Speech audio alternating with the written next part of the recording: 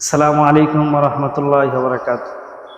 প্রিয় দর্শক, আজকে আমরা এমন একটা জায়গায় এসেছি যেটা আমাদের সকলেরই অনুভূতির একটা জায়গা, যেখানে আসলে আমাদের কথাবার্তা বন্ধ হয়ে যায়, যেখানে আসলেই আমাদের পূর্বপুরুষ, দাদা নানা বাবা, পূর্বপুরুষ যারা আছে দুনিয়াতে ছিল একটা সময়, দুনিয়া থেকে চলে গেছে, সবার কথাই মনে পড়ে। এমন একটা জায়গায় আসলাম যে কবরটা আমাদের পরিচিত জায়গা, যেখানে সবারই একদিন আসতে হবে।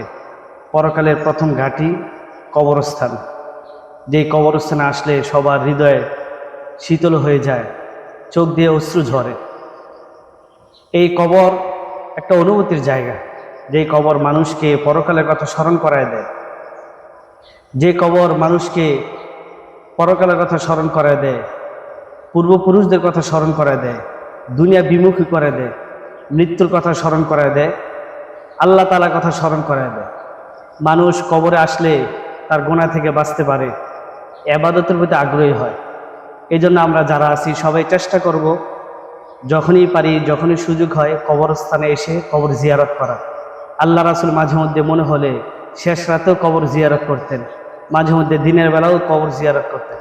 এই জন্য কবর জিয়ারত করার নির্দিষ্ট কোনো সময় নাই, যখন আমাদের সুযোগ হয়, সময় হয়, তখন আমরা সবাই চেষ্টা করব কবর জিয়ারত করার জন্য। কবর জিয়ারত যদিও আল্লাহ রাসূলের শুরু যুগে কবর জিয়ারত করা থেকে নিষেধ করেছিলেন, পরবর্তীতে আল্লাহ রাসূল নিজেই আবার কবর জিয়ারত করার জন্য অনুমতি দিয়েছেন। এক হাদিসে আল্লাহ রাসূল বলেন, যারা রাসূলুল্লাহ সাল্লাল্লাহু আলাইহি ওয়াসাল্লাম কবর উম্মিহি ফাবাকা ওয়া আবাকা মান হাওলাহু। আল্লাহ রাসূল হাদিসে আছে, আল্লাহ রাসূল নিজেই একবার নিজের মার কবর জিয়ারত করলেন, নিজেও কাঁদলেন, চতুর্পাশে যে সাহাবায়ে কেরাম ছিলেন তাদেরকেও কাঁদাইলেন। সর্বশেষ আল্লাহ রাসূল সাহাবায়ে কেরামকে বললেন, জুরুল কুবুর ফাইন্নাহা তুযাক্কিরুল মাউত। তোমরাও বেশি বেশি কবর জিয়ারত করো, কবর তোমাদেরকে মৃত্যুর কথা স্মরণ করায় দিবে। এই জন্য আমরা আজকে কবরস্থানে আসলাম। কবর জিয়ারত কিভাবে করতে হয়, সুন্নত তরিকা কি, সেটা আপনাদেরকে জানানোর জন্য। কারণ আমরা সবাই কবর জিয়ারত করতে আসি। কবর এমন একটা জায়গা যেখানে আসতেই হবে, তাই সেই জায়গায় কিভাবে আসব, আমাদের কবর জিয়ারত কিভাবে সুন্নত তরিকা হয়, সেজন্য আজকে আসলাম কবর জিয়ারতের সুন্নত তরিকা আপনাদেরকে জানানোর জন্য।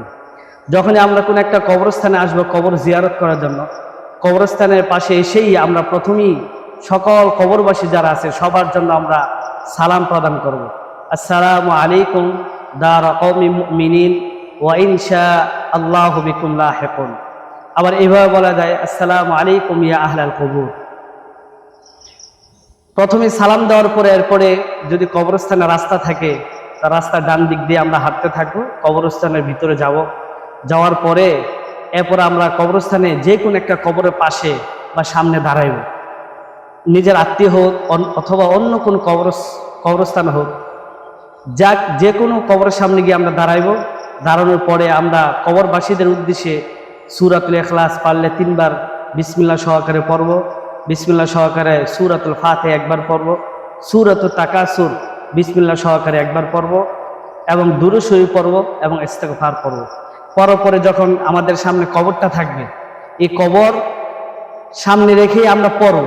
কিন্তু যখন এগুলো পড়া শেষ, আমরা যখন হাত উঠাইব কবরবাসীদের জন্য, তখন সাধারণত অনেক মুসলমান যারা জানা না থাকার কারণে ভুলটা করি, কবরের দিকে তাকেই কবরমুখী হয়েই আমরা হাত উঠাই।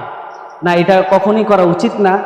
বরং আমরা এমনভাবে করব যে কবরের দিকে তাকাইয়া, কবরের দিকে অভিমুখী হয়ে আমরা ঠিকই সূরা কেরাতগুলো পড়ব, কিন্তু যখন আমরা হাত উঠাইব, তা হাত উঠানোর সময় আমরা কিবলামুখী হয়ে যাব। হাত উঠানোর সময় আমরা পশ্চিম দিকে হয়ে যাব। আমাদের এই পশ্চিম দিকে হওয়ার দ্বারা যাতে করে ইঙ্গিত হয় এটা যে আমরা আল্লাহ তাআলার কাছে তাদের জন্য প্রার্থনা করতেছি। প্রতিটা কবরবাসী অপেক্ষা করে কখন তার মা বাবা ভাই বোন আত্মীয় স্বজন প্রতিবেশী তারা দোয়া করে। তা আমরা যখন কবরের দিকে তাকিয়ে সূরা কেরাতগুলো পড়ব, এরপর কিবলামুখী হয়ে যেদিকে পশ্চিম দিক মসজিদে হারাম সেদিকে ফিরে আমরা তাদের জন্য দোয়া করব। এরপরে দোয়া শেষে আবার যে রাস্তা দিয়ে আসছি এই রাস্তার ডান পাশ দিয়ে আবার জিকিরে ফিকিরে কবর থেকে বের হয়ে যাব। এভাবে হলো কবর জিয়ারত করা সুন্নত তরিকা।